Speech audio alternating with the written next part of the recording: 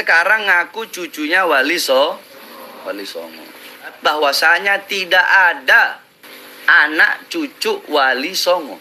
Tidak ada anak cucu Wali Songo.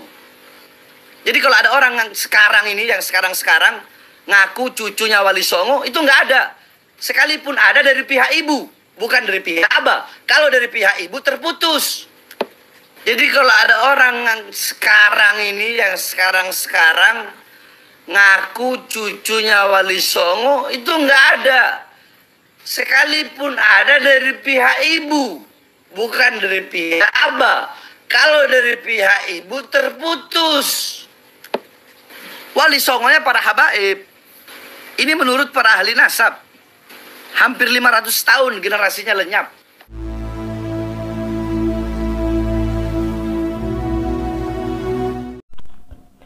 Assalamualaikum warahmatullahi wabarakatuh. Selamat datang, selamat berjumpa kembali di channel Islam Nusantara, channel yang selalu setia dan standby di ujung selatan Pulau Jawa.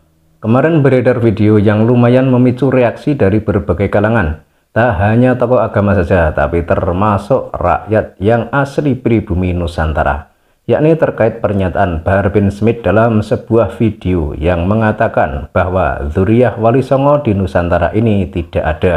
Yang ada hanya dari jalur ibu, dan itu sudah putus 500 tahun yang lalu. Jadi Bahar bin Smith ini memiliki statement yang sangat ngawur. Lah di Nusantara ini masih banyak keturunan Wali Songo. Jadi mereka masih hidup hingga kini, dan zaman dahulu keturunan Wali Songo memegang peranan penting di pemerintahan, membuat sebuah kerajaan. Misal Kerajaan Pajang, kemudian Mataram, Banten, dan lain sebagainya. Mereka adalah para dzurriyyah Wali Songo tersebut. Jelas tertulis dalam silsilah kerajaan masing-masing. Jadi kalau misalkan Bahar bin Smith ini mengatakan bahwa keturunan Wali Songo di Nusantara sudah tidak ada, itu sama saja ingin merusak sejarah di negeri ini, ingin memusuhi dzurriyyah Kanjeng Nabi dari jalur Azmat Han.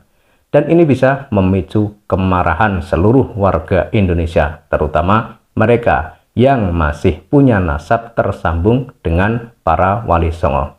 Dan perlu diketahui, jasa Wali Songo itu real, nyata. Banyak peninggalan mereka yang masih ada hingga saat ini. Mereka sangat dicintai masyarakat Nusantara, petuah yang tak akan pernah hilang di telan zaman.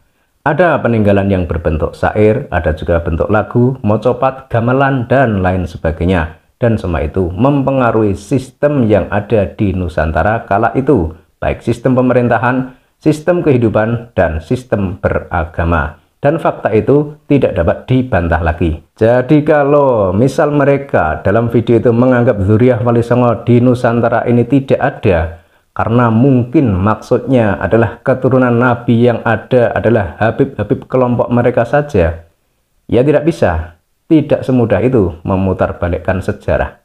Tak semudah itu menghapus sejarah. Jika dia mengatakan demikian, tujuannya untuk menghapus sejarah Wali Songo di Nusantara. Bisa-bisa nama dia sendiri yang akan terhapus dari muka bumi ini. Ini adalah urusan yang sangat berbahaya. Ini urusan Wali Songo, ini urusan leluhur Nusantara. Belakangan ini beredar video yang cukup ramai yang mengatakan bahwa Bahar bin Smith siap dites DNA untuk membuktikan ia benar-benar tersambung kepada Kanjeng Nabi atau tidak. Tapi lagi-lagi syarat itu tidak masuk akal, bahkan bisa memicu kemarahan umat Islam seluruh dunia. Tidak hanya di Indonesia saja, tapi bisa seluruh dunia. Pasalnya apa? Dua syarat yang diminta Bahar bin Smith adalah: nomor satu, minta menggali makam Nabi, kemudian diambil sampel dan dicocokkan dengan orang yang mengaku dzurriyyah Nabi, sehingga bisa terbukti tersambung tidaknya. Ini kan statement yang sangat berbahaya dan bisa melukai seluruh umat Islam di dunia. Makam Nabi kok mau dibongkar, kemudian diambil sampel dan dites DNA. Ini kan logika yang tidak masuk akal. Dalam sejarah dahulu pernah ada orang-orang jahat berusaha mencuri jenazah Kanjeng Nabi, namun semua itu gagal dan jasad Kanjeng Nabi masih utuh hingga kini di makam Madinah. Terus jasad suci, manusia paling mulia, insan bercahaya, makhluk pemimpin seluruh makhluk di alam semesta, dicintai Allah dan para malaikat, dirindukan kehadirannya dalam mimpi oleh miliaran manusia di dunia, diharapkan syafaatnya oleh seluruh manusia di akhirat kelak. Kok mau dibongkar dan diambil sampel hanya untuk urusan DNA? Ini kan tidak masuk akal.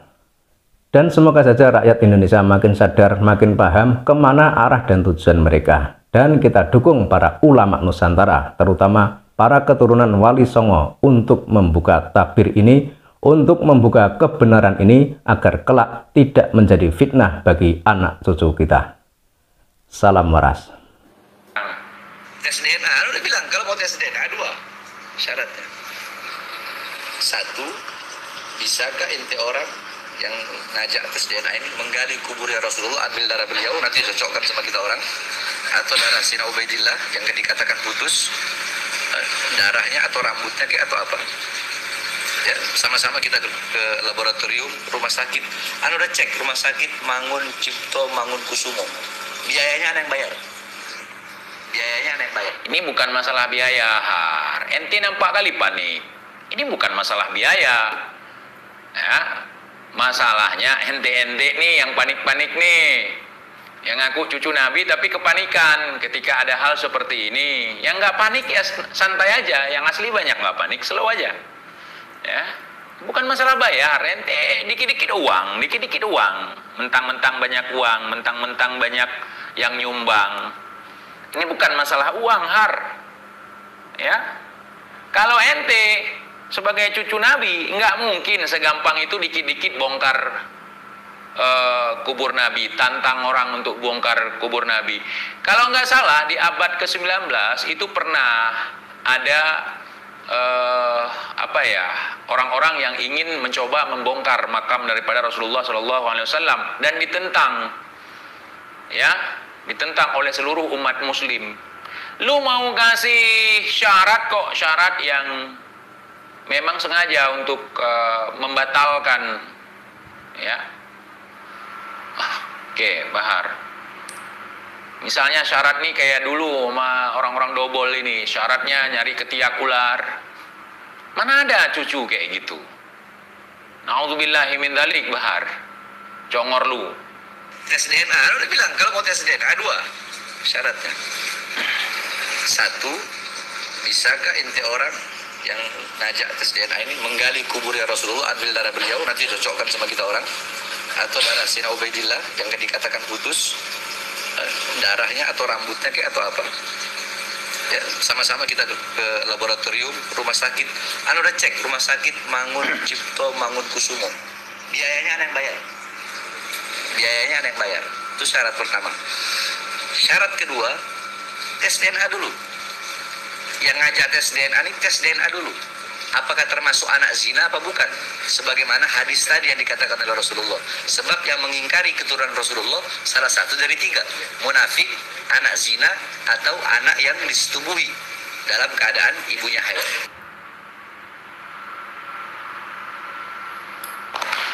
Har. Wih, Bahar. Tes DNA itu nggak perlu bongkar. Na'udzubillahi min dzalik, ya, bongkar kuburan Nabi, nggak perlu.